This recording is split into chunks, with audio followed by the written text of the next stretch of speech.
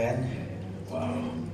Sungguh sukacita yang luar biasa bagi kita pada pagi hari ini, kita bisa menyembah Tuhan bersama-sama. Dan hari ini kita akan belajar firman Tuhan dari kisah yang mungkin cukup familiar, beberapa dari kita mungkin tahu, ada beberapa mungkin kayaknya juga belum pernah dengar, tapi nggak apa-apa. Kita akan belajar sama-sama dari kisah Nabi Elia. Mungkin kita tahu ceritanya Nabi Elia, begitu penuh kuasa yang menyampaikan firman Tuhan bagi bangsa Israel, yang waktu itu adalah keadaannya mereka menyimpang dari Tuhan. Mereka hidup menyembah ilah-ilah lain, mereka hidup di bawah kekuasaan bangsa lain. Dan Elia dipanggil Tuhan untuk menjadi nabi, menjadi suara buat bangsa Israel, untuk mengingatkan mereka kembali percaya sama Tuhan. Tetapi di dalam perjalanannya bangkit seorang raja namanya Ahab gitu ya. Dan dia akhirnya mengatakan kalau raja-raja sebelumnya itu jahat di mata Tuhan, yang ini lebih jahat dari yang sebelumnya yang pernah ada. Jadi Elia berada dalam masa pelayanan yang begitu keadaan yang begitu menantang. Dan waktu saya belajar bagian dari firman Tuhan ini, saya pikir kayaknya saya nggak lihat kondisi seperti itu. Tapi ternyata mungkin ada banyak kemiripan yang sebenarnya kita alami juga di dalam kehidupan kita. Kita hidup di zaman yang tidak mudah, punya banyak tantangan, tetapi Tuhan mengingatkan kita bahwa Dia ada bersama-sama dengan kita. Jadi pagi hari ini judul firmannya The Hero of the Faith, pahlawan dari iman kita. Siapa yang menjadi pahlawan di dalam kepercayaan kita? Diambil dari 1 Raja-Raja 19 ayat 1 sampai 21. Saya tidak baca semuanya, saya akan ambil dari ayat 1 sampai 18 untuk kita menangkap gambar besarnya, dan kemudian kita akan berdoa. Boleh saya mengundang Bapak Ibu untuk bangkit berdiri untuk mendengar pembacaan firman Tuhan. 1 Raja-Raja 19 ayat 1 sampai 18. Demikian firman Tuhan. Ketika Ahab memberitahukan kepada Isabel segala yang dilakukan Elia dan perihal Elia membunuh semua nabi itu dengan pedang, maka Isabel menyuruh seorang suruhan mengatakan kepada Elia, beginilah kiranya para Allah menghukum aku, bahkan lebih lagi daripada itu, jika besok kira-kira pada waktu ini aku tidak membuat nyawamu sama seperti nyawa salah seorang dari mereka itu. Maka takutlah ia, lalu bangkit dan pergi menyelamatkan nyawanya. Dan setelah sampai ke Beersheba yang termasuk wilayah Yehuda, ia meninggalkan bujaknya di sana. Tetapi ia sendiri masuk ke padang gurun sehari perjalanan jauhnya, lalu duduk di bawah sebuah pohon ara. Kemudian ia ingin mati, katanya, cukuplah itu, sekarang ya Tuhan, ambillah nyawaku, sebab aku ini tidak lebih baik daripada nenek moyangku. Sesudah itu ia berbaring dan tidur di bawah pohon ara itu.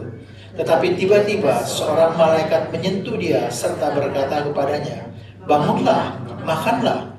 Ketika ia melihat sekitarnya, maka pada sebelah kepalanya ada roti bakar dan sebuah kendi berisi air. Lalu ia makan dan minum, dan kemudian berbaring pula. Tetapi malaikat Tuhan datang untuk kedua kalinya dan menyuruh dia serta berkata, bangunlah, makanlah, sebab kalau tidak perjalananmu nanti terlalu jauh bagimu. Maka bangunlah ia, lalu makan dan minum, dan oleh kekuatan makanan itu, ia berjalan 40 hari, 40 malam lamanya, sampai ke gunung Allah, yaitu gunung Horeb. Di sana masuklah ia ke dalam sebuah gua, dan bermalam di situ. Maka firman Tuhan datang kepadanya demikian, apa kerjamu di sini, hai Elia? Jawabnya, aku bekerja segiat-giatnya bagi Tuhan, Allah semesta alam. Tetapi orang Israel meninggalkan perjanjianmu, meruntuhkan mesbah-mesbahmu, dan membunuh nabi-nabimu dengan pedang. Hanya aku seorang dirilah yang masih hidup, dan mereka ingin mencabut nyawaku. Lalu firman-Nya, keluarlah dan berdiri di atas gunung itu di hadapan Tuhan. Maka Tuhan lalu angin besar dan kuat yang membelah gunung-gunung dan memecah bukit-bukit batu mendahului Tuhan. Tetapi tidak ada Tuhan dalam angin itu. Dan sesudah angin itu datanglah gempa, tetapi tidak ada Tuhan dalam gempa itu. Dan sesudah gempa itu datanglah api, tetapi tidak ada Tuhan dalam api itu. Dan sesudah api itu datanglah bunyi angin sepoi-sepoi biasa. Segera sesudah Elia mendengarnya, ia menyelubungi mukanya dengan jubahnya, lalu pergi keluar dan berdiri di pintu gua itu. Maka datanglah suara kepadanya yang berbunyi, "Apa kerjamu di sini, hai Elia?" Jawabnya, "Aku bekerja segiat-giatnya bagi Tuhan Allah semesta alam, karena orang Israel meninggalkan perjanjianmu, menunturkan mesbah-mesbahmu, dan membunuh nabi-nabimu dengan pedang. Hanya aku seorang dirilah yang masih hidup, dan mereka ingin mencabut nyawaku." Firman Tuhan kepadanya, "Pergilah, kembalilah ke jalanmu melalui padang gurun di Damsyik, dan setelah engkau sampai, engkau akan mengurapi Hazael dengan menjadi raja atas Aram. Juga Jehu, cucu Nimsi, haruslah kau urapi menjadi raja atas Israel. Dan Elisa bin Sarfat dan Abel Meholim, kau urapi menjadi nabi menggantikan engkau. Maka siapa yang terluput dari pedang Hazael akan dibunuh oleh Yehu. Siapa yang terluput dari pedang Yehu akan dibunuh oleh Elisa. Tetapi aku akan meninggalkan 7.000 orang di Israel, yaitu semua yang tidak bersujud menyembah Baal, yang mulutnya tidak mencium dia." Mari kita berdoa. Tuhan, kami berdoa biar kau menyingkapkan kebenaran firman-Mu bagi kami, untuk kami menghidupi kehidupan iman kami di dalam Engkau seturut dengan firman-Mu Tuhan. Di dalam nama Tuhan Yesus kami berdoa. Dan semua yang percaya berkata, amin. Amin. Silahkan duduk Bapak Ibu Saudara yang terkasih. Kisah ini mungkin kisah beberapa saudara mungkin pernah dengar, mungkin sekolah di sekitar sekolah minggu kita pernah dengar, mungkin beberapa teman-teman yang mungkin mempelajari psikologi, ini mungkin kisah bagaimana seseorang mengalami mental breakdown gitu ya. Dan kita akan belajar 3 hal dari kisah ini. Bagaimana kecenderungan hati kita punya kecenderungan untuk mengandalkan kekuatan kita sendiri, self-reliant. Kita juga punya kecenderungan untuk memiliki mentalitas pahlawan, the hero mentality, yang sebenarnya tidak sesuai dengan firman Tuhan. Dan yang ketiga, bagaimana kadang kita punya kemampuan untuk melihat sesuatu itu terbatas. Jadi saya pakai kacamata bukan karena mau khotbah, sudah memang mata saya udah mulai agak perlu pakai kacamata. Jadi sulit melihat sesuatu gitu ya, terutama yang tulisannya dekat gitu. Jadi somehow di dalam kehidupan kita mungkin berjalan dalam iman, tetapi kita juga bisa melakukan kesalahan atau tendensi seperti yang Elia lakukan di dalam kehidupannya. Dan itu yang kita akan belajar sama-sama. Nah, yang pertama, waktu saya baca ini, saya udah baca ayat ini cukup lama sebelumnya, beberapa kali, cukup familiar gitu ya. Kisah bagaimana Elia menjadi nabi bagi bangsa Israel.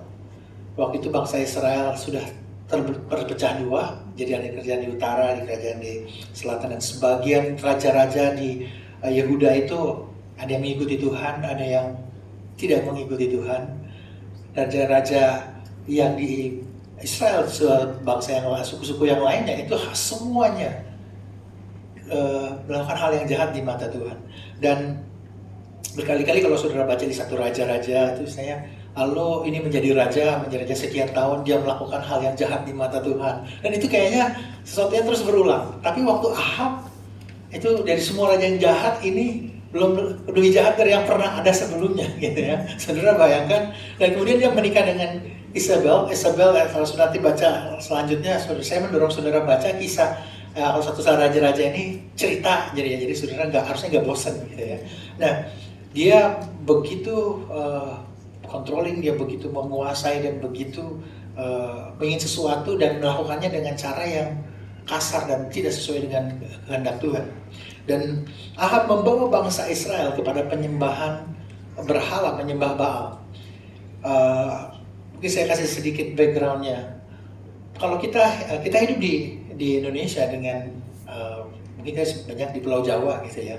Sistem pertanian kita itu mengandalkan pengairan yang dari sungai gitu ya. Beberapa kita ada sistem. Jadi ada pengairan gitu ya. Kalau sawah-sawah ada pematang sawahnya, somehow ada air yang digunakan untuk mengairi sawah. Nah, di geografisnya di sana itu mereka tidak punya sungai seperti kita. Jadi mereka mengandalkan pengairan dari hujan. Jadi kalau yang namanya hujan itu sesuatu yang mereka nantikan untuk mengairi lahan ladang-ladang mereka. Dan di sisi lainnya hal itu juga membawa orang-orang untuk mencari jawabannya. Mungkin ada Allah seperti Baal ya, yang ilah atas hujan. Jadi mereka menyembah Baal untuk mereka dapetin hujan gitu, untuk mereka dapetin makan dan pangan dan secara umum. Tetapi sebenarnya Tuhan mengatakan, hey, kamu menyembah ilah yang lain. Dan waktu Elia mengatakan, sudah tahu ceritanya sebelum, kalau saudara belum, saudara boleh, saya undang saudara baca 1 Raja-Raja 18 di rumah, bagaimana Elia menantang nabi-nabi Baal itu, kamu mau nyembah Tuhan atau mau nyembah Baal-Baal ini semua? Lalu dia bilang, hujan bukan tergantung kalian, kira-kira hujan itu tergantung Tuhan bangsa Israel. So singkat cerita, Elia membunuh semua nabi-nabi Baal, dan setelah dia melakukan sebuah, kalau istilahnya sebuah episode di Karmel, bagaimana Elia menang. Dan setelah itu 1 Raja-Raja 19 yang kita baca, dikatakan Isabel, pokoknya aku akan membunuh kamu. Waktu Elia dengar itu, dia takut, saudara. Dan dikatakan dia lari, begitu takutnya dia bangkit, dia lari, dan sampai di titik dimana udah nih Tuhan, aku udah berusaha, sekarang udah capek nih, udah cukup lah gitu ya. Mungkin ada bagian dari kehidupan kita mengalami keadaan dimana that's it nih Tuhan, that's it, this is my final strength gitu kira-kira. Dan di waktu itu Elia lari, mungkin dia berpikir bahwa dia yang menjalankan misi Tuhan ini sendirian. Karena kalau kita baca tadi, Tuhan tanya, kamu ngapain di sini Elia? Aku tinggal sendiri nih Tuhan. Jadi dia berpikir, I did all this ministry sendirian. Ada tendensi di dalam diri Elia bahwa saya yang bertanggung jawab atas semua ini. Ya.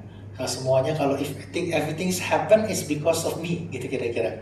Kalau semuanya bisa berlangsung, semua karena aku udah lakukan sesuatu.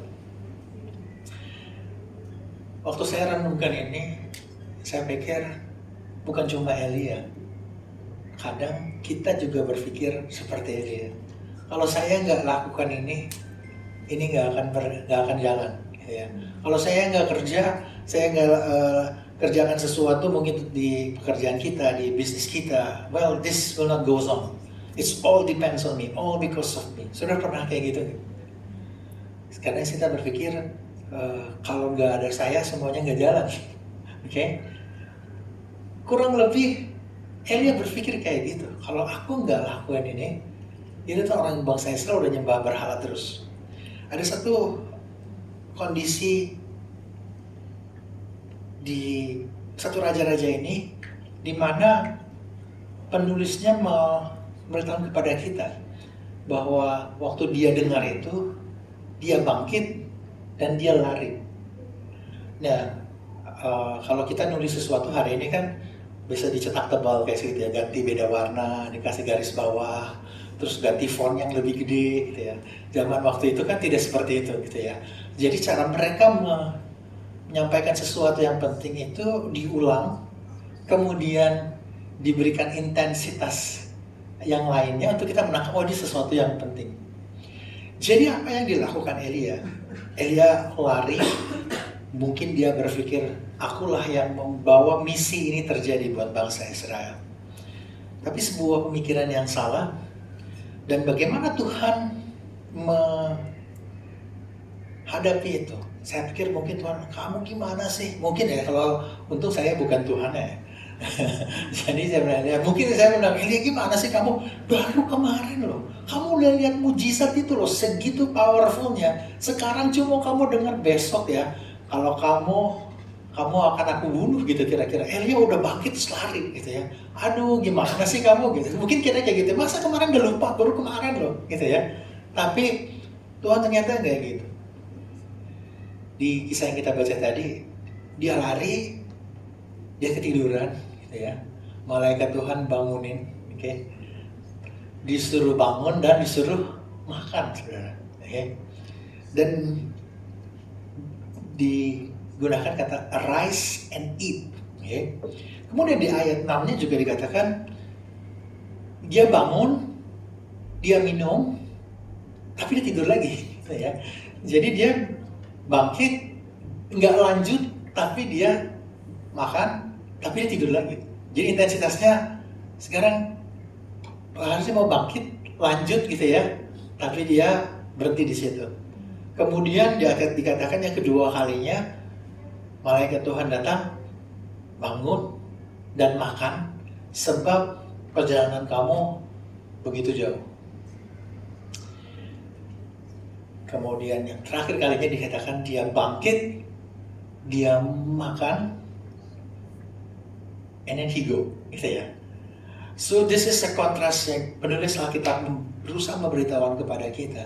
Bagaimana pertama kali Elia dengar, lalu dia lari, okay?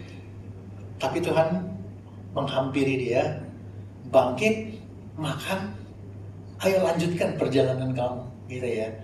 Dan dari situ seperti Tuhan ingetin kita, Tuhan layanin Elia dari usaha untuk mempertahankan dirinya dengan kekuatan dirinya. Dia bangkit, dia lari, lalu Tuhan lihat kebutuhan dia, Tuhan memberikan makan buat dia.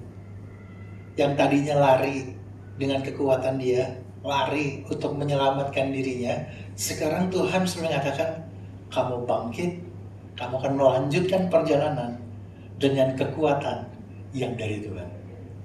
Waktu saya baca ini, saya renungkan, ada banyak di dalam kehidupan kita. Kita bisa bergerak di dalam beroperasi kehidupan kita, pokoknya terus gitu ya, sampai kita mungkin burn out. Kita pikir dengan kekuatan kita, kita harus lanjut lakukan ini. Padahal Tuhan bilang, it's a time for you to take rest, rise, eat, and drink. Gitu ya. Just relax and trust God. Ada waktu-waktu di dalam kehidupan kita, Tuhan panggil kita to trust God. That's also faith. Sometimes taking a break, let God minister to us, it takes faith. Amen. Beberapa mungkin kita hidup di dunia metropolitan yang ritmenya terus gitu ya. Tapi Tuhan melayani, bagaimana Tuhan melayani Elia?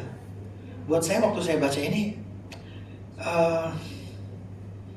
agak unik saudara. Mungkin di dalam bahasa Indonesia kita nggak begitu nangkap. Tapi waktu saya renungin, dikatakan ada roti bakar.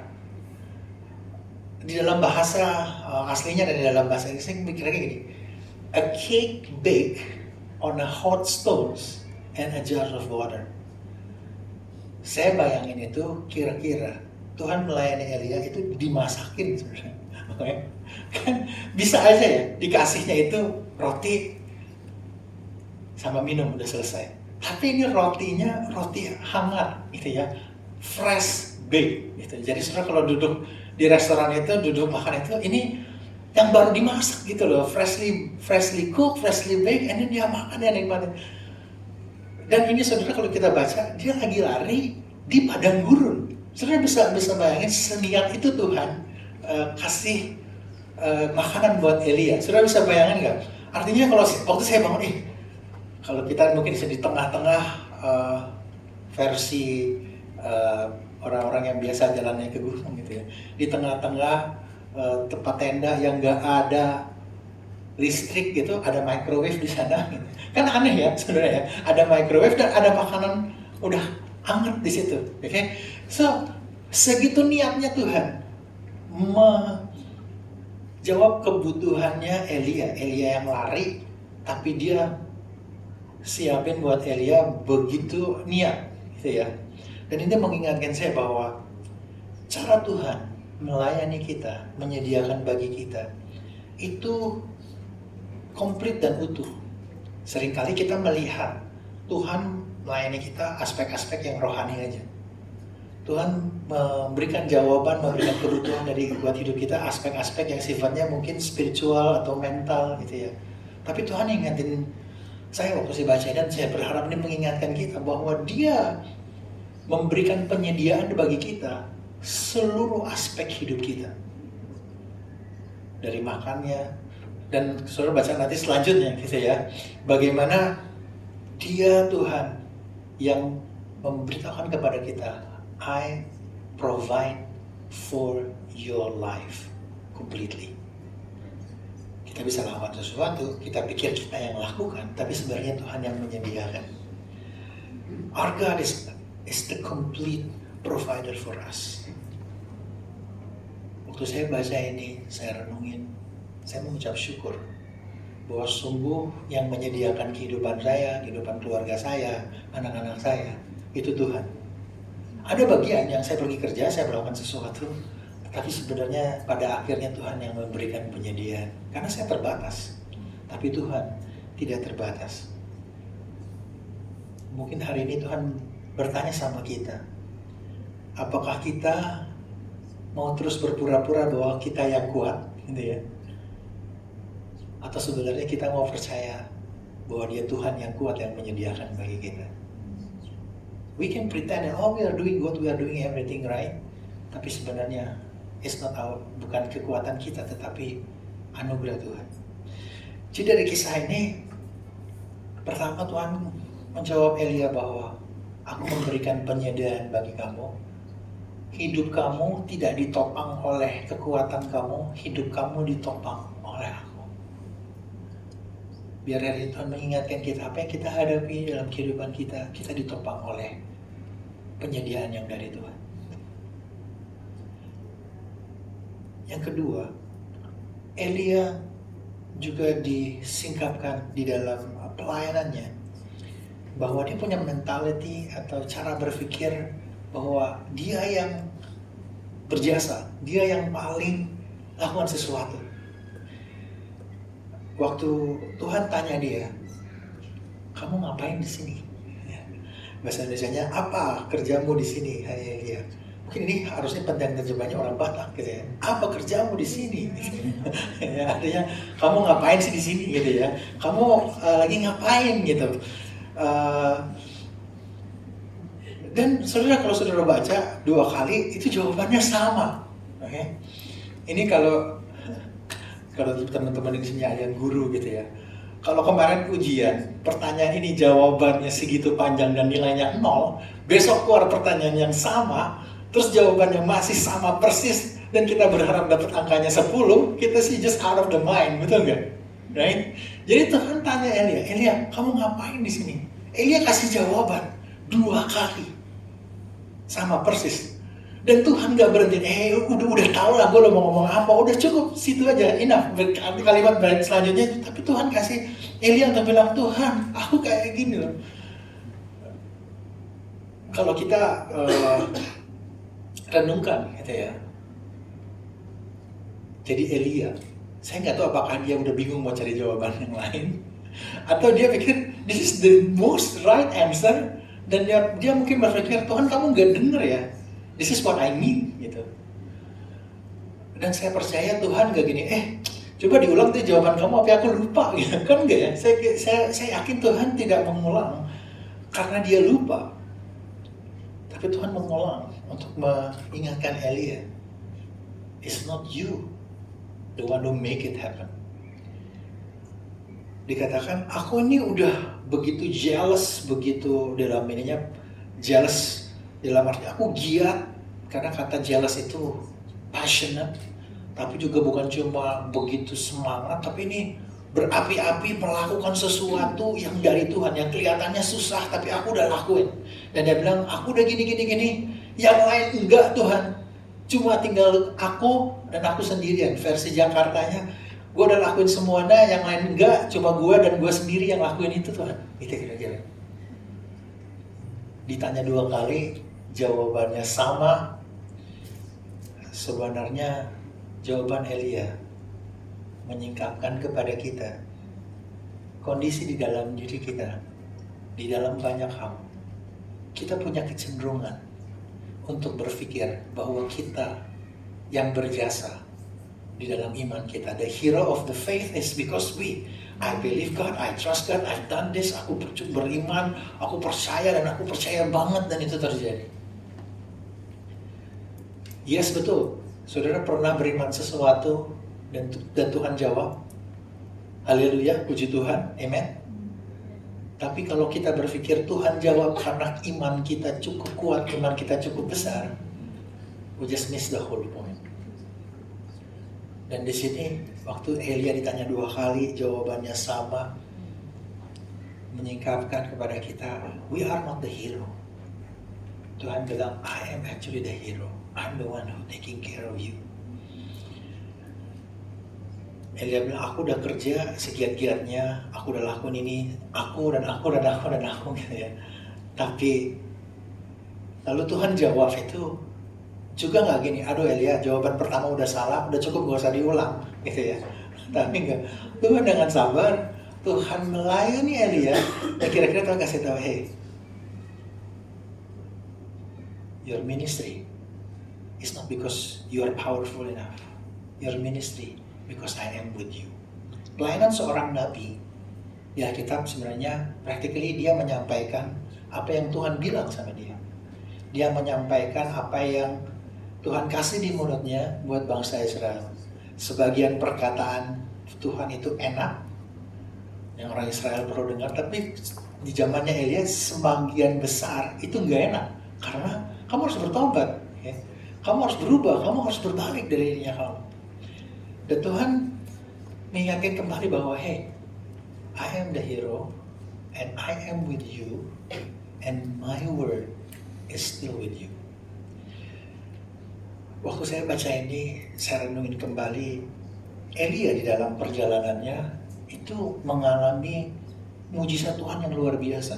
Apa yang difirmankan terjadi. Saudara kalau ada dapat nubuatan yang exactly the same, yang saudara alami dalam exactly precise, cukup scary gitu ya, betul gak?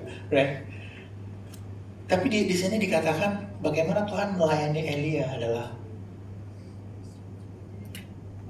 ada angin, ada gempa bumi, ada api yang begitu dahsyat, tapi diberkati.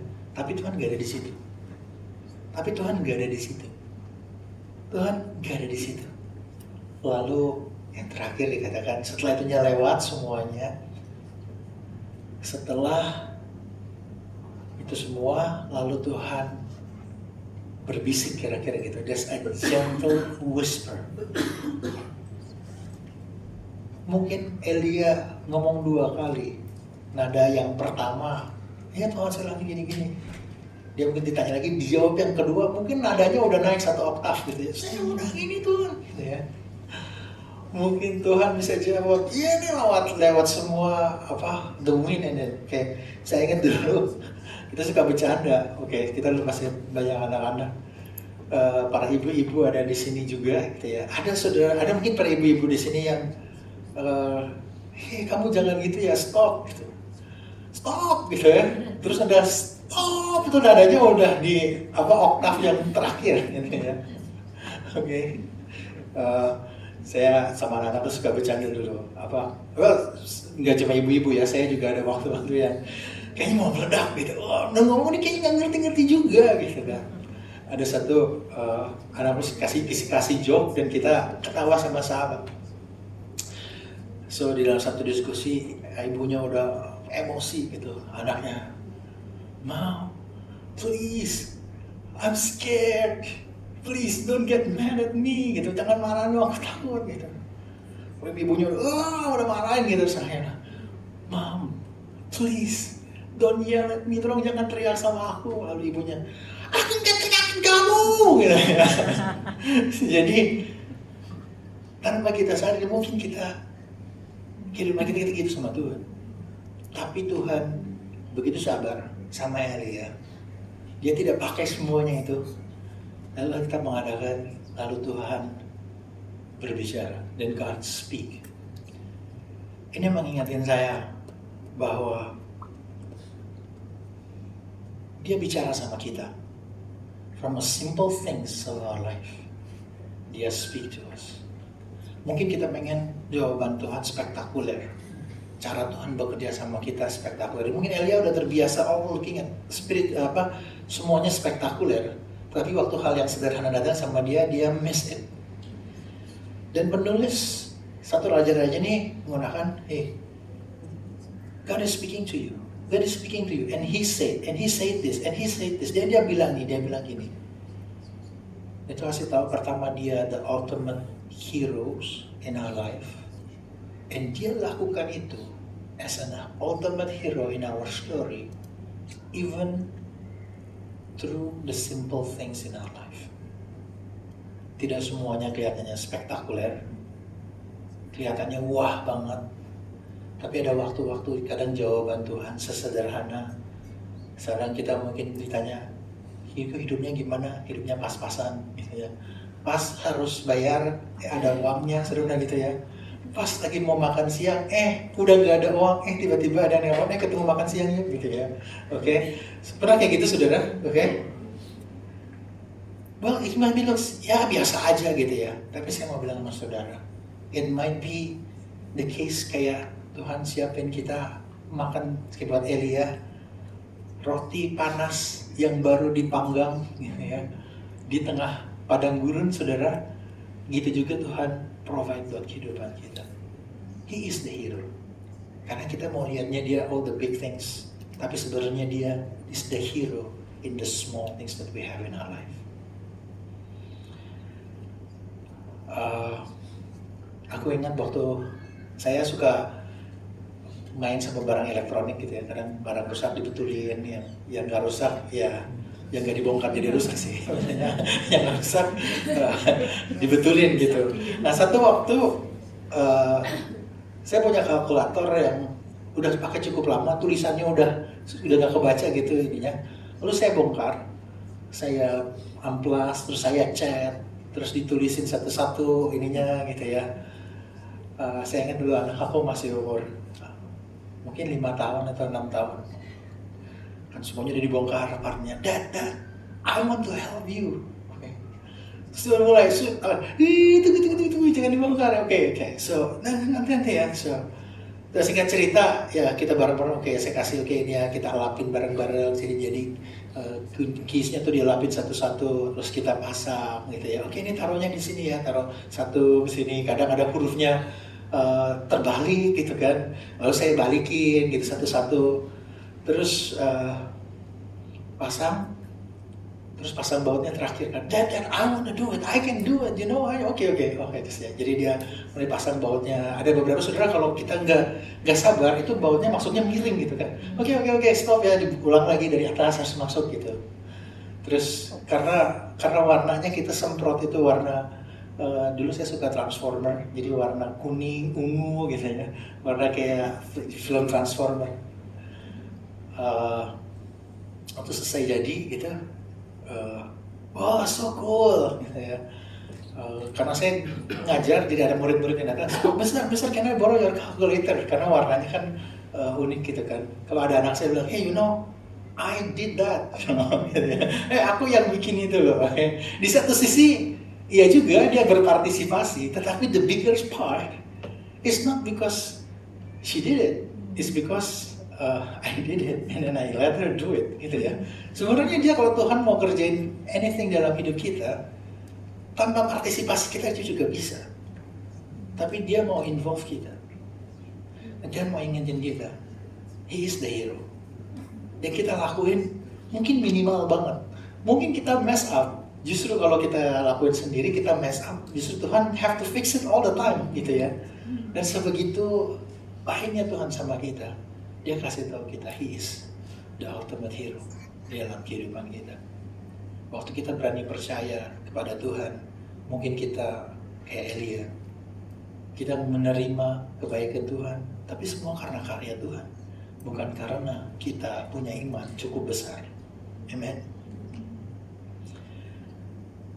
Yang ketiga, apa yang Tuhan layani dalam diri Elia adalah untuk membuat Elia melihat there is something bigger than what you do. That I have something that I want you to see. Elia tuh bilang kan gini, orang Israel tinggalin kamu. Kalau dilihat apakah benar? Benar juga, gitu ya. Yang tadinya mereka menyembah Tuhan, semua mesbah-mesbahnya disingkirin, mereka menyembah ilah yang lain. Dan Elia pikir, I am alone left, gitu ya. But a little bit kayak yang tadi, self mentality. Tetapi seperti seolah-olah ini, di antara semuanya, mereka nggak lakuin, cuma aku yang lakuin. Tapi Tuhan menjawab Elia untuk gini, hey, I'm gonna tell you what you do next.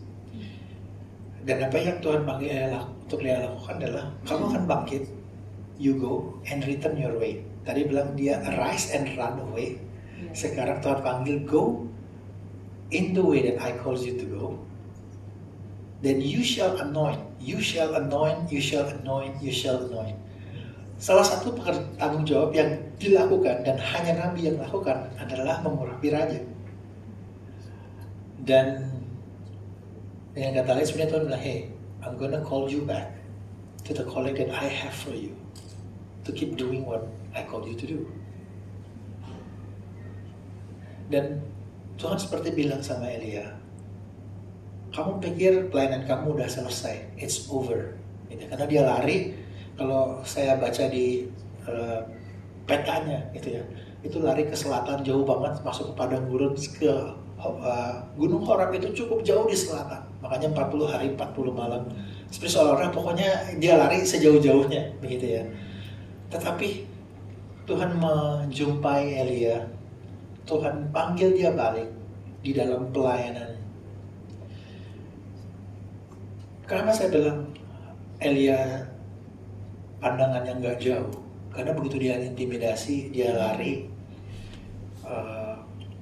Tuhan bilang, oke, kamu balik, kamu akan lanjutin pekerjaan kamu, panggilan aku buat kamu, as simple as that, keep doing what you're doing.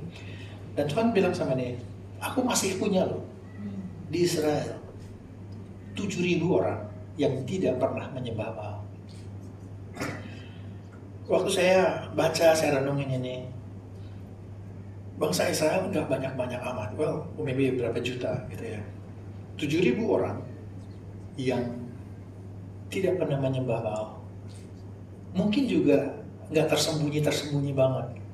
Kalau saudara baca di beberapa pasal sebelumnya, nabinya Tuhan, aku sembunyiin loh beberapa nabi-nabinya Tuhan dari pembunuhannya Isabel, 50 mereka sembunyikan satu-satu. 7.000 kalau dibagi 50 cukup banyak tempatnya.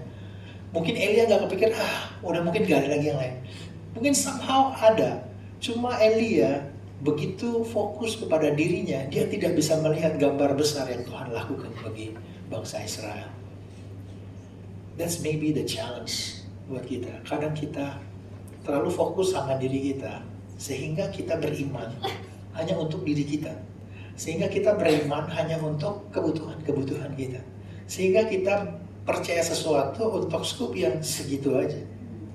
Tapi Tuhan bilang sama Elia, hey, it's time for you to see what I'm going to do next. Kalau saudara baca, lanjutkan 1 Raja-Raja 19, 20, 21, 22, kemudian sampai ke 2 Raja-Raja. Ini the resolutions of the problem masih lanjut terus. Nggak tiba-tiba chapter berikutnya semuanya selesai. Ternyata perjalanannya masih panjang. So the story tells us that janji Tuhan, ikat janjinya sama kita jauh lebih besar dari diri kita. Dan Tuhan menantang kita untuk kita mempercayai bahwa ikat janjinya itu buat anak-anak kita, for our next generations. Let's believe that.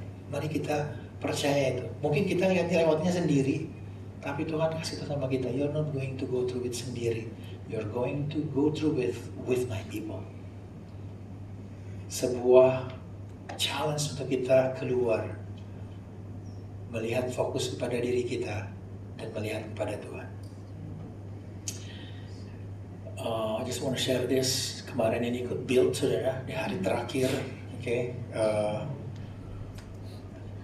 mungkin kisah ini mirip saya dengan Elia gitu ya. Oke.